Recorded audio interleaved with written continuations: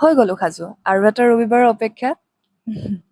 আজি ৰাতিপুৱাই ভাবিছো যে কিবা এটাতো ভিডিঅ' বনাম, কিন্তু অফিচত গৈ ইমানেই বিজি হৈ গ'লো যে একো ভালদৰে ক্লিপছ ল'বই নহ'লে। আফটাৰ লাঞ্চ মোৰ মনত পৰি দুটামান ক্লিপছ লৈ থলো।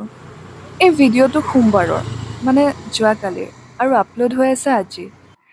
মোৰ চেনেলটো নতুন, তাতে মই ভিডিঅ' দি আছো আজি প্ৰায় 6 মাহৰ মূৰত। কাৰণ মই ছোৱালীজনী বিজি, লগতে ছুপাৰ লেজি। কিয় এনেকুৱা মই? কিন্তু মোৰ ওচৰত কিছুমান লগৰ আছে যোনে কনষ্টেণ্টলি মোক কৈ থাকে, তুমি ষ্টাৰ্ট কৰিছিলাহে, এৰিনো কিয় দিলা? নাই, কণ্টিনিউ কৰিব লাগিব।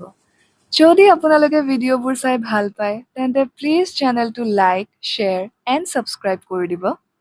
বাৰু, অফিচ ছুটি হৈ ঘৰ আহি পালো, আৰু প্ৰথমেই মোক লাগে একাপ গাখীৰ দিয়া চাহ।